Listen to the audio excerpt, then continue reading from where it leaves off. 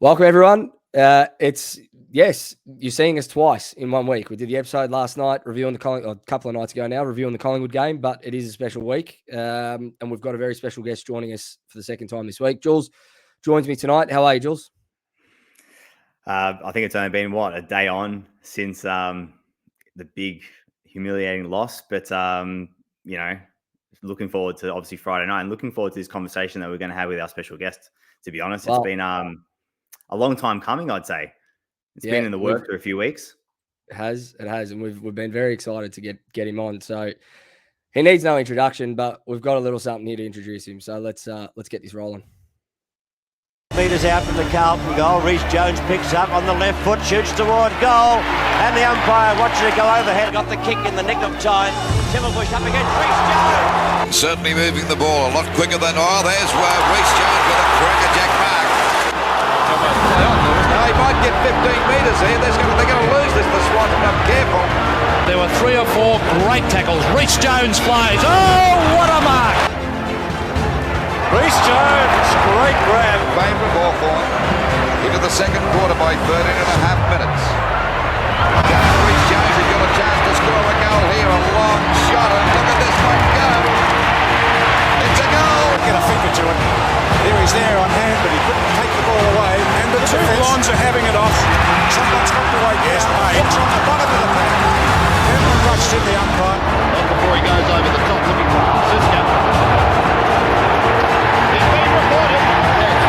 Rhys-Jones just came in and They're having a go now. as he slipped, just went Rhys-Jones did the damage. He did bounce it. They're still at it beat down there. Now they've got him a back. Neagle and Rhys-Jones, and there's no love. Rhys-Jones. Then he gave him one back. Rhys-Jones tangled with Love. A bit of a box on between Ayres and Rhys-Jones. Well, the umpire's already getting the book out. It looks as though Rhys-Jones could be booked. gone. And by a boundary umpire. What a sensation. I saw a nice little wry smile down the bottom of my page on David's face as he was watching that back a couple of times, I think. David, welcome to the program. Thank you for coming on, mate. It's a pleasure to have you. No worries. Thanks for having me. Yeah. No problem at all.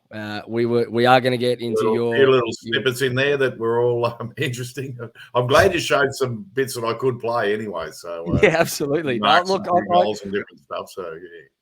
I found that highlights package on someone else's YouTube channel today, and I just thought it was it did show all aspects of your game. Obviously, quite heavy on the white line fever, which we'll get to when we talk about your career a little bit as well. But before we do, like I said, a man that needs no introduction, especially to the Carlton faithful and the Sydney faithful, to be honest. But your legacy is remembered, for us anyway, as a Carlton player, known as the Hyphen, the most reported player in history, 25 times over, 76 games at the Swans, 106 games at the Blues, 1987 Premiership player, and Norm Smith medalist. It is a career that many would aspire to, mate, and it is honestly a pleasure to have you on tonight. No worries. Thank you. No, great to be on board, and give an opportunity to talk about my son's condition, and thanks very much for that. Yeah, did you want to let's kick off with Prader-Willi? So both Jules and I, we had no idea, and I'm sure there's a lot out there, a lot of listeners and watchers that would probably have never heard of this syndrome. Did you want to give us a little bit of insight into, first, I guess, what it's all about and what you're doing over the next 15 days as well to bring awareness to the syndrome? Yeah, look, obviously I've never heard of the condition either until Cooper was born. He's 19 now, so 19 and a half, and going along okay. I mean, he has his issues, I suppose. It's always difficult, but Cooper's basically Prader-Willi Syndrome is and the 15th chromosome. It's either a partial or total deletion of the chromosomes. So basically, the chromosomes are what put us together and make us work and everything. And the 15th chromosome really affects the hypothalamus in the brain, which is basically a regulator. That's part of regulating our body temperature, our hunger, our thirst, our emotions. and he's doesn't work like it should, sort of thing. So, and where people have heard of this is where these kids and people have basically an insatiable appetite. They don't know, they can have a full meal and they'll be, the brain's not connecting to the stomach, and they're feeling hungry afterwards. So we have all our fridges locked. We have no food lying around, sort of thing. The pantry's locked. So he's in a safe environment at home, but obviously he can't be home all the time either. So once he's out and about, we've got to keep an eye on him, and he can get a bit tricky at times too. So but that's our lot in life, and it's good that I've got a bit of a profile that I'm able to get it out there, and the 15 for 15 challenge obviously represents the 15th chromosome, and it's doing 15 things over 15 days, and it started a few years back, and I was doing push-ups a few years back, and I'm getting a bit old and not as fit for that any physical activity. So we're looking back on this year on the 15 highlights of my, or some would call them lowlights, I suppose. The one today, it's day 6 today, and it's when Dennis Banks fixed me up at the MCG. So and it goes right from the start of my career at the Swans in South Melbourne through to the great days of Carlton. Yeah, it is. First off, it's a good insight into your son's condition, and for anyone watching or listening, because we do have both the video and audio for this one going out. You can see at the bottom, if you are watching, you can see the ticker tape at the bottom where you can go to donate. There's a David Rhys-Jones public profile, David Rhys-Jones 26 on Facebook, and all the donation links are there for the Prader-Willi Syndrome, the 15 for 15. And we'll make sure that we get some donation links and whatnot on our socials, on the Instagram and Twitter as well throughout the week, for anyone that's wanting to help out a really good cause, and one that's obviously close to David's heart. And if it's close to a Carlton champion's heart, it's close to ours. So yes, it's a really good way to bring awareness to a condition like that, mate, for sure. And I mean, look, like you said, we're here to talk about your career, and it's where do you want to start? Really, where do you want to start? Do you want to start from the beginning? I heard you come on a half time and had 19 touches and kicked a couple of goals for Sydney. Is that true? Yeah. South Melbourne it was. South Melbourne back in 1980. So I'd been playing okay in the reserves, and I was only a skinny kid, and Ian Stewart, he liked me, and he actually said to me before the season even started, he said, you'll play 200 games of footy. And I said, I'll be happy playing one.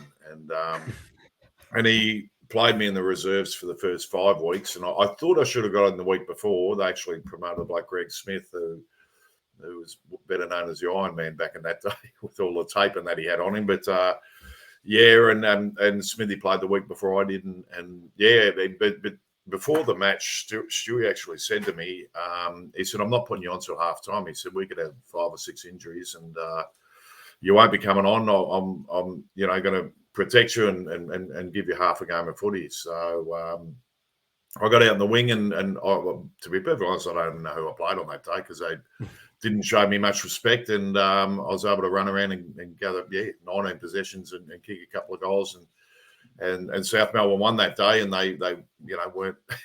We celebrated wins pretty hard back then because they didn't win so many, but.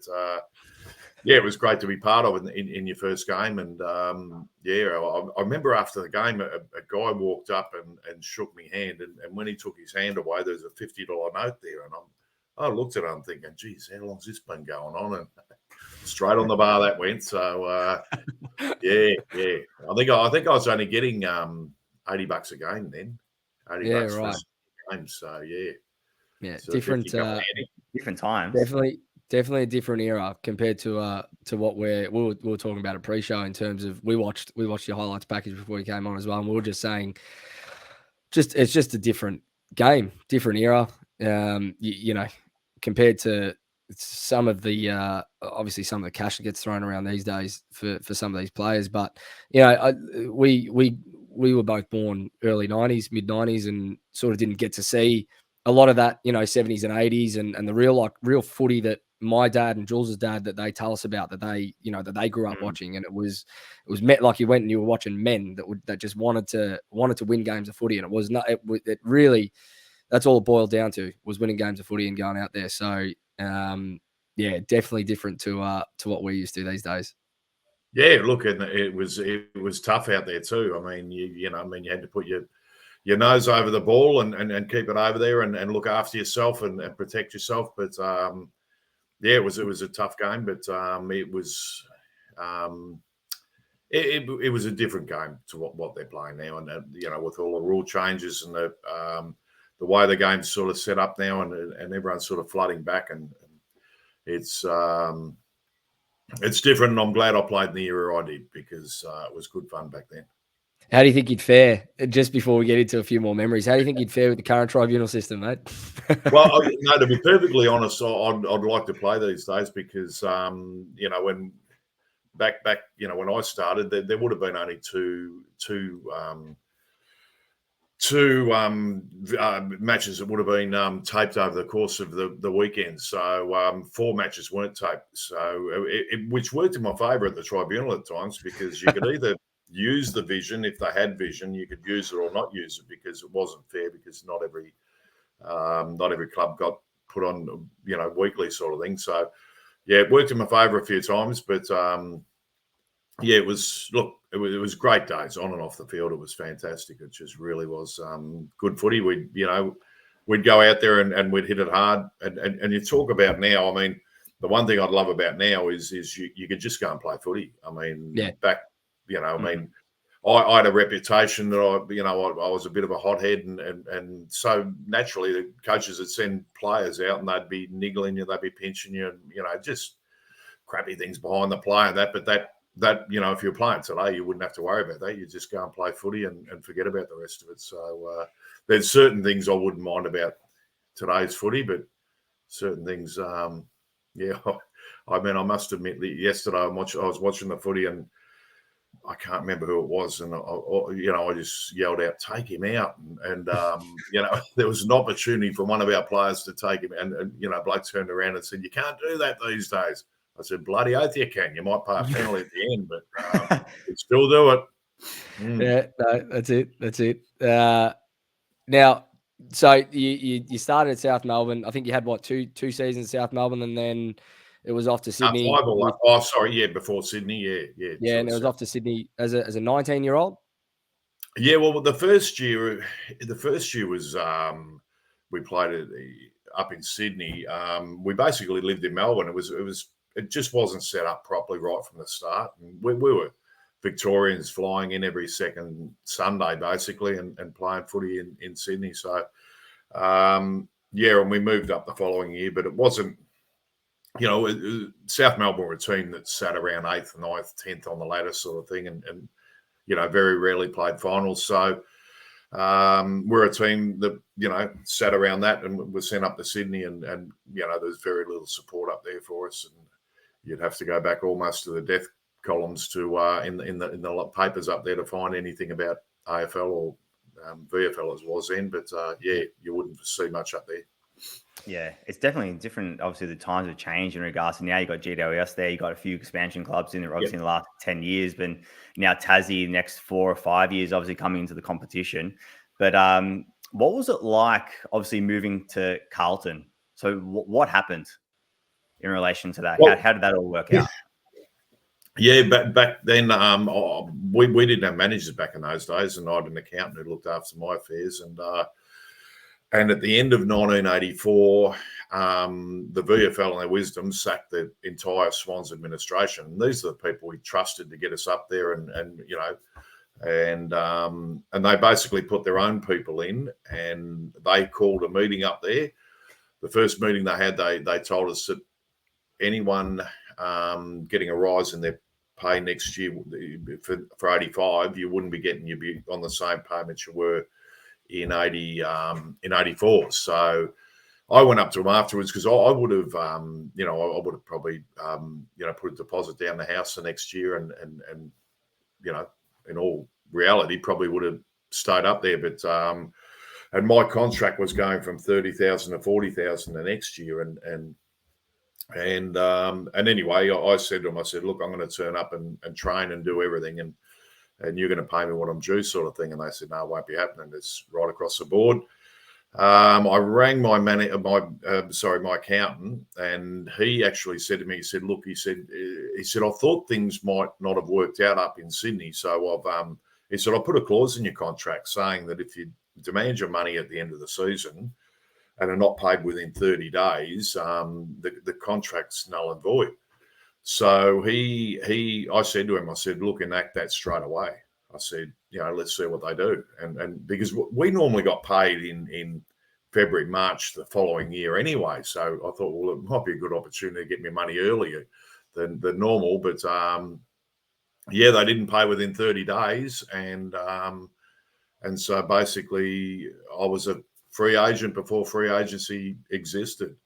And he had some tie-ins. I think he'd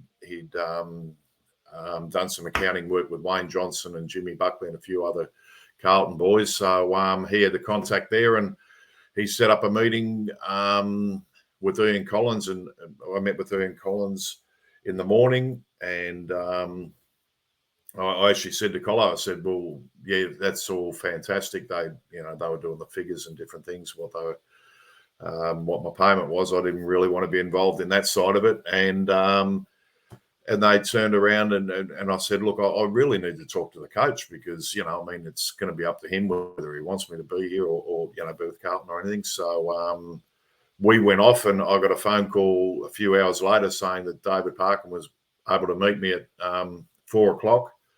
So I went there, spoke to Parko and had a bit of a chat with him, and he indicated, that they were keen to get me. So I signed the contract there and then. So I just, signed within probably 6 hours of being in Melbourne, sort of thing, and had to go back to Sydney and tell my wife at the time we're going back to Melbourne. But that's how it went. And best move of all time. Yeah, I was going to say, I'm sure. How was your wife hearing that sort of news that you'll come back to Melbourne? It worked out all right. She's stuck around for a few more years anyway. So you get to the Blues in 1985. You would have been, what, 22 at the time? Is that about right? 85, 23 when I got there. Yeah, so it's still reasonably young, but I'd had 5 years experience of playing league footy, so, I had a bit up my sleeve there.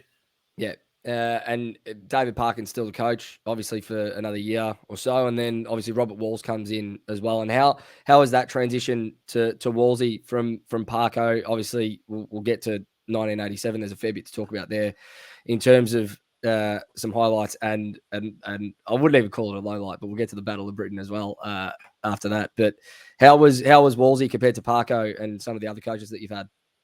Well, both school teachers, so there wasn't much difference that way with them. But, I got out of school in, they call it year 11 now, to get away from teachers, and I ended up getting coached by them. So, look, and Wallsy is pretty, he could be pretty vicious, as a coach sort of thing. He called it how he's seen it, and, there were no holes barred sort of thing. But Parko was very analytical. I mean, you'd get an 8-page assessment of the whole game. He'd go straight home and we're out in the drink, and he's sitting at home writing this, in retrospect, he used to call it. And it'd go for 6 to 8 pages and go through every little piece of the match and what he remembered and everything. And then the funny thing was, on the back page of it was where he rated everyone, and everyone went straight to the back page, because if you it was either excellent, very good, average, or poor. And if you got an average or poor, you were sort of a chance of missing out the next week. So the first thing you did was go to the back page, see what you rated, how he rated you, and then read through the other stuff if you had a bit of time. But so it was interesting. It was different in those ways. In terms of 1987, I guess in the lead up to the final series and the grand final and the premiership win, which obviously you were Norm Smith medalist with a BOG performance on Dermot Brereton. Leading up to the finals, how did the group did you guys know that it was it was sort of there for the taking for you that year, or was it how was it building up to that? Was there a point where it all changed, or was it just did it all just sort of come in a flurry? I think the last kick of the last game against North Melbourne, round 22, and Sticks Kernahan had to kick a goal after the siren to, basically put us on top of the ladder. And I've got no doubt that had a great bearing on us winning. But we had Des English contracted cancer earlier that year. Peter Motley had a serious car accident, and lucky to be still with us, sort of thing. So there was blokes who couldn't be out there with us. We had a pretty strong determination. We got beaten by Hawthorn the year before, so it was. We're cherry ripe that year. We're ready to go and fit and up and going. And it was for us to lose, really.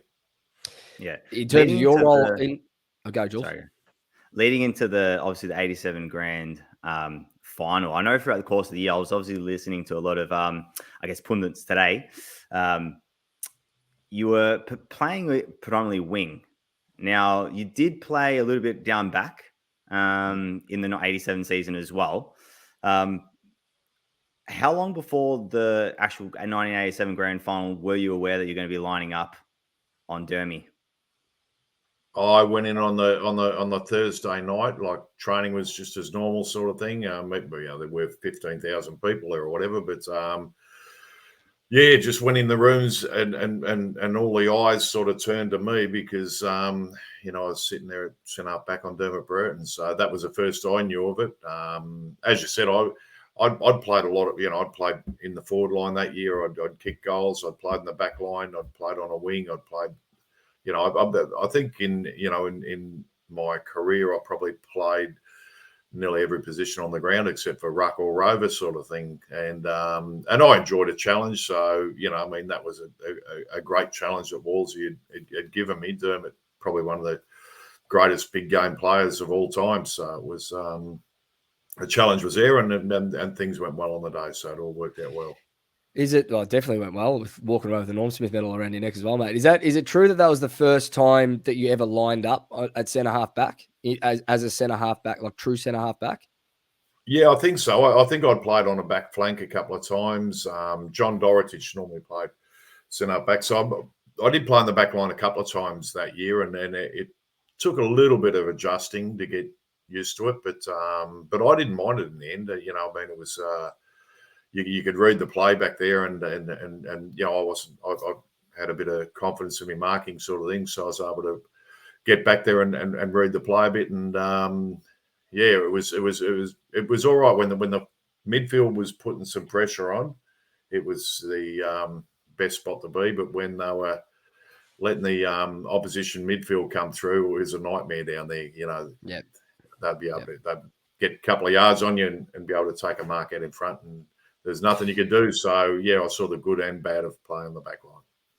You kept Derm goalless that day, mate. So it's not. I don't think that's a feat that too many would be able to walk away from a game against Hawthorn being able to say across their career. So, well deserved Norm Smith, well deserved premiership. What stands out from that day? Just any sort of highlights or moments from that game that really stick with you in terms of your own performance or a team goal or what have you? Well, I think it was about 34 degrees that day. So it's one of the hottest grand finals of all time. And I remember looking up in the crowd at one stage and it looked like a cricket crowd. They had the zinc cream on, the shirts were off, drinking cans up there. So it was a completely different crowd to what you normally have at the footy. The same people, but obviously without their jumpers on or whatever. And so it was a hot day. And that's one thing that really does stick out from that. But I think everyone just produced that day. We really worked hard as a team, and it was a hard slog over the course of the day. You look at, Hawthorn won 86, they lost 87, they won 88, 89. So they were a great team back then, and were able to pip them in that one. Yeah, well, 1987 was probably arguably your biggest feat as a player, obviously winning the flag, and then Norm Smith as well alongside it. But do you have any other memorable moments over the course of your career that sort of goes alongside that as well? Oh, look, that's why you play footy, sort of thing. It's yeah, and when you talk about things like that, you sort of look at it and I mean, I coached the premiership over in Tasmania with North Launceston, and you look at that, and that's, it doesn't matter what level you're involved in. All the hard work is about winning a premiership. So, yeah, obviously that was, that was by far the highlight sort of thing. And even though I don't put that down as the greatest, individual game I've played, I had played better games of football and had a lot more possessions and so forth, and kicked goals at times or whatever. But yeah, I suppose the fact that Dermot was very much a key player to them, and he didn't have any influence on the game. It sort of, they gave me the medal. So yeah, I was happy to receive it. But I'll tell you what, the premiership medal's what you play for. It's not the individual stuff. Absolutely. 1987. We'll stick there, and we'll go to a different event from 87 now, and just set the scene. So you win the flag. You get told you're going across to London for an exhibition match against North Melbourne. How did all of that, I guess, come about first off? But then why was there so much animosity leading up to that game, and how did it get to the point of boiling over and becoming what's now known as, I guess, the Battle of Britain? Well, the match was actually, we knew we were going over there to play North Melbourne, win, lose or draw in the grand final. That was happening anyway. I think there was another. I think Geelong might have played Essendon or someone. There were another two clubs who played over in Canada, and the grand final was supposed to be at Los Angeles, but they'd had an earthquake, so that there was a bit of you couldn't use the stand because they weren't too sure whether the stand was. So what happened was you played a game in London. If you won that game, you then went to Los Angeles. Both teams flew over there. If you won the game, you had to then play another game up in Canada. Actually, they had the grand final up in Canada, and we'd won the flag, so we had no intentions of. We were going to go over to Los Angeles and have a week on the VFL and enjoy ourselves. And North Melbourne got beaten by over 100 points by Melbourne in an elimination final, and John Kennedy was coaching them, and he actually got them in. He trained them right through the final series, and basically, when they weren't. We were on the same plane going over there. We were stayed in the same hotel, and we never saw them, and they weren't allowed to associate with us. He wanted to see, the blokes who had that shin bone of spirit in them, and who wanted to be part of the team next year. So they were fired up, and to be perfectly honest, they should have come and seen us, because we had no intention of winning that game anyway. We were going on a holiday after that. We won a flag, and I think the only person in the Carlton Football Club who wanted to actually win that was the Courage Cup, was John Elliott. And I think he just wanted to present a trophy to himself, basically. So, yeah, he was the only one who wanted to win that day. And, yeah, it sort of got out of hand in a pretty big way. So they just come at it a bit too serious, and put it this way, I got home about 3 o'clock the morning of the match. So, yeah, I wasn't in any condition to do too much damage out there, and yeah, it got out of control. Yeah, so you had a pretty good night before. Well, it was a pretty good 3 weeks, I suppose, 2 or 3 weeks. So yeah, you win a flag. We went pretty hard. And obviously probably the quietest day we had was straight after the grand final, because it was so hot, and we were basically knackered after the game. So it was pretty subdued Saturday night afterwards, but we made up for it after that. Yeah, I mean, you watch some of the footage from that game, and I just shake my head in disbelief at how quickly it got out of control. Like, if that happened today, I don't know how the AFL world and community would react, to be honest. But look, you gave it as good as you could. We were over the other side of the world too, and we didn't have mobile phones or anything, so we didn't understand what was happening back here, and what the media, the ruckus that it caused. We just thought, we jumped on a plane and went to Los Angeles, and it wasn't really till we got back home, and we had all front the tribunal, I suppose, and And that's when we realised it had been caused a major headache for the VFL at the time. I just think about some of the Brits that rocked up to this game. Might have been thinking, what's all this about? Love to know what this game's all about. And it's just a genuine boxing match for about 2 hours. So they must have just been thinking, what's going on here? Most of them were expats over there, so they loved it. To be honest, yeah, there you go. Look, you copped it as good as you gave it throughout your career. Obviously, most reported player in VFL AFL history, still stands to this day 25 times on report. I guess first off, what I do have a question, and it's something I came across today, and I want to clarify with you. Was the term white line fever coined after you, and by who? Lou Richards, yeah, he did. He said that kid's got white line fever. He had a couple of one interesting one. He said that kid, he goes down to Princes Park, he takes his head off and puts it in the locker and puts a pumpkin on and goes out and plays footy. And I don't think he was far off the mark there either. It's he coined that phrase "white line fever" about me. So it was. I was a different person over there, on that side of the.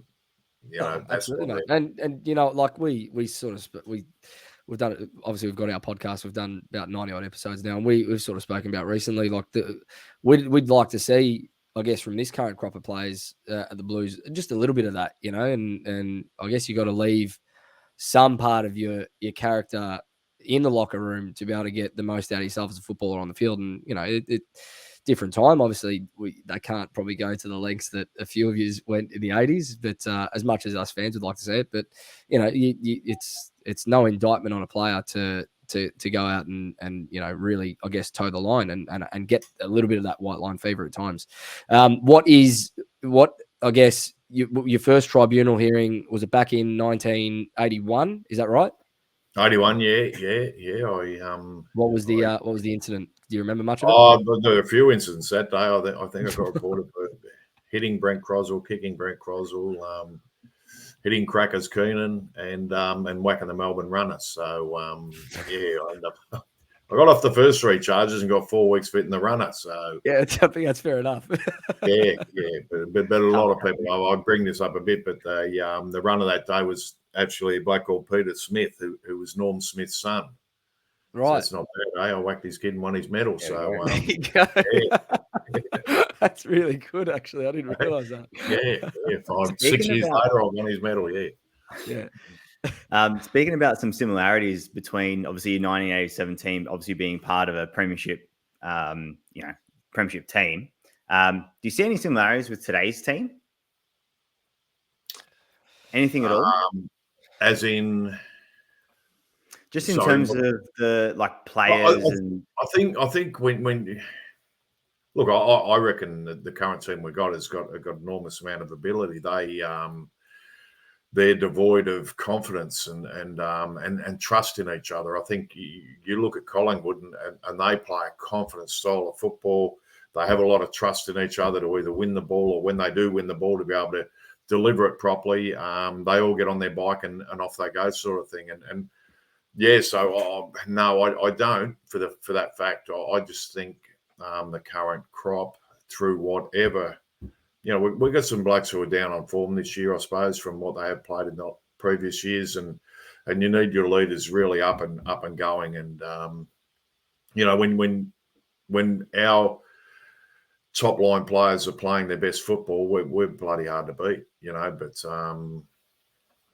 we really do. We're just lacking at the moment, lacking in quite a number of areas, and I think it's just a confidence thing. I think they're, I was hoping they could come out yesterday, being on the MCG Collingwood, a big game. I was looking for Cripper to really lead and get a bit angry out there, and just they just disappoint us, I suppose, at times, and frustrate us, and we can see they've got the ability. And it's going to come, but they've got to get some confidence about themselves. They've got to feel good about themselves running out there and just take the game on, and hopefully they can do that sooner rather than later. Well, it's kind of impeccable timing for this challenge to come up to have you on, because it'd be remiss of us.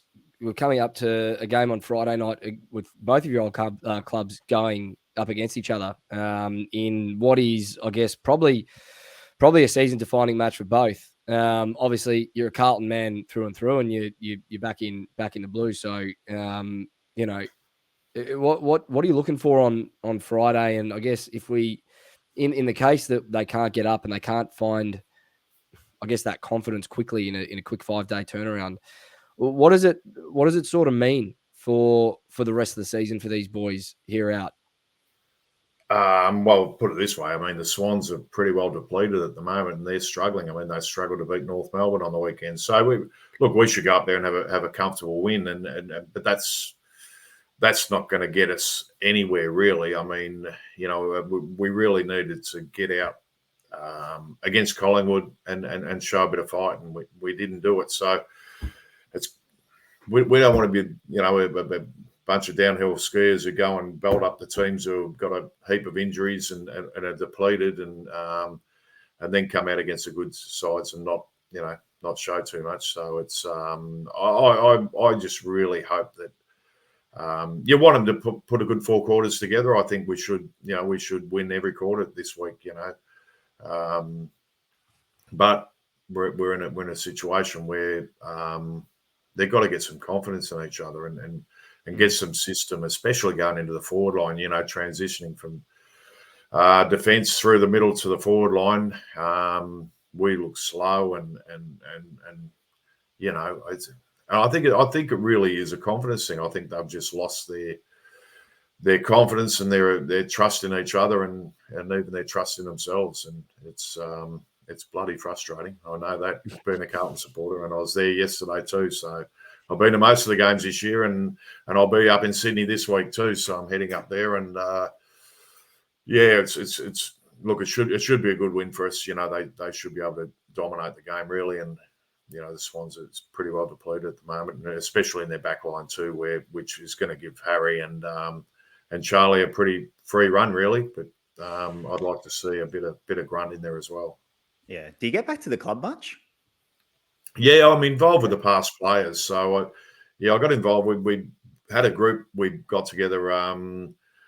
There's about 15 of us. This is going back, when 2006, probably the end of 2006. I think, you know, I don't think you win wooden spoons, but they got another wooden spoon. And I had a hotel at the time. And you know, a few blokes, we decided to sort of, you know, see what we could do. There's about, as I said, about 15 of us met for lunch in Lygon Street. I mean, there were people here, you know, Mike Fitzpatrick was there, David Park and Robert Walls, Jezza, Big Nick, you know, some of the greats of the club. And we sort of, what can we do? And it become a corporate type of thing. And we basically come with a situation of what we're going to do was run a couple of events, raise some money for the football department. We weren't going to give it to the club. We're going to give it straight to the football department, or we're going to go and buy equipment or whatever ourselves. You know, the equipment down there was really bad at the time. They were miles behind the rest of the competition, and in a lot of ways, and just the facilities and that they had. So yeah, we got on board with the players and said, this is what we're going to do. We formed a group called the Spirit of Carlton. Within about 12 months, we swallowed up the past players. They sort of basically threw their hands in the air and said, you guys can take over. And we didn't want that to start with, but we took that on board, and I've been there ever since. I actually said, when we started that, I said, I'm going until we win a premiership, and then I'm finishing up. And geez, I might be there till I die. The way it's going. we had the same last night. We had the same conversation about our podcast last night. We're saying, I feel like the last episode should be when we win a flag, but that could be 20 years from now, the way we're going. So who knows? Could be doing this in our 50s. No, look, just before we finish off, and it's been a pleasure to have you. I just got a couple more, not really highlights and lowlights, but I've got 2 questions, and I guess they can just be quick fire if you want. But you spoke about the talent of like someone like a Harry and a Charlie Curnow and whatnot, and you were fortunate enough to play with some of the all-time Carlton greats throughout your career that only Jules and I have ever really heard about. Who was the single best player that you have played with, and that can be from just an individual ability and talent perspective, or it could be just that they were the best teammate that you had overall as well. Yeah, look, as I said, there's some great players I played with, and when I got down to the club, Bruce Stewart was still running around, so I had a couple of years of playing with Bruce, who was fantastic, and actually blamed himself after the '86 grand final. I think Dunstall kicked 5 or 6 that day, and Bruce virtually blamed himself. And I don't know whether he actually retired. I don't think he just never come back. I don't think he told anyone or anything, but he just kept going into the blue yonder, Bruce. But he was a superstar of the game. But the one guy you loved running out alongside was Wayne Johnson. He the bigger the games, the more pumped up he was. He was just he loved the big stage, and playing against Collingwood in front of 70, 80,000 people, that brought out the best in him. And you knew he always contributed. The bigger the game, the more he got involved. So he was fantastic to play with.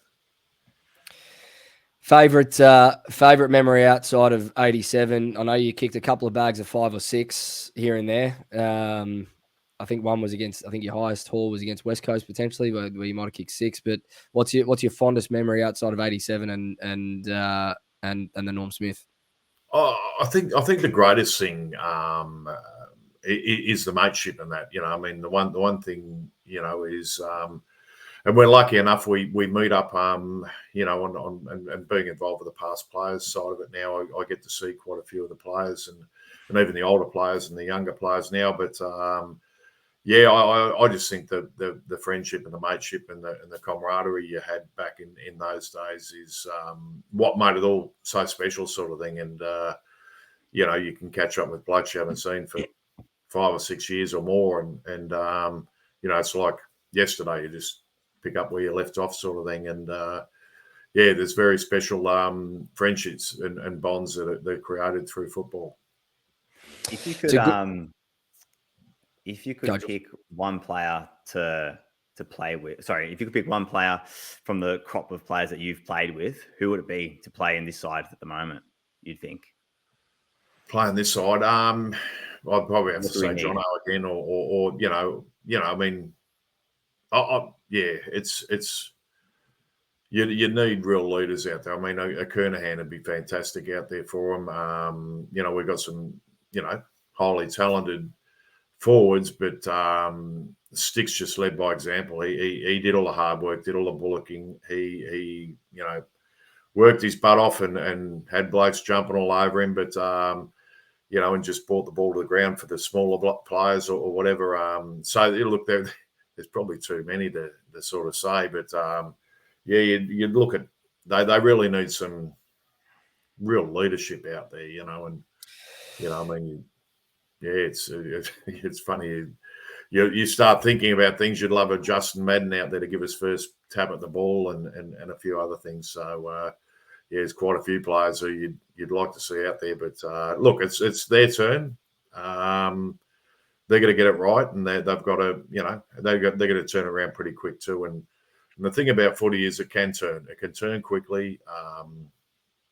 Watching them last year at times, that when they're playing with confidence and trust in each other, that they were playing as good a footy as anyone has played, and they were up there with everyone. So the disappointing thing is this year was the fact that we sort of thought, well, hang on a minute, they should at least play finals, and I haven't had a sneaky suspicion that they, if they got that far, they could sneak a flag this year, but.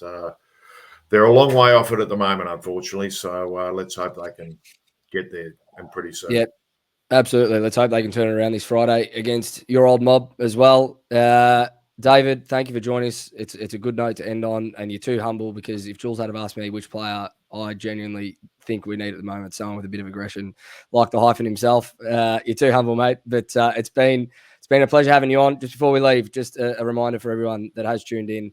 We're doing this 15 for 15 with David Rhys-Jones for Prader-Willi Syndrome. You can see on the ticker tape down the bottom there, there's a couple of links now that you can go to, pwsavic.org.au, and givenow.com.au/PWS 15 for 15 challenge 2023. Get behind the cause. Every person who does donate to this challenge as well, no matter how big or small, will go into the draw to win a VIP day at the footy for you and 3 friends as a guest of the AFL in the Medallion Club for any 2023 AFL home and away season match. You can donate $1.50, $15, $150. Me, Jules, and Dan, who couldn't join us tonight, our other co-hosts, we're all going to donate $50 each to the cause.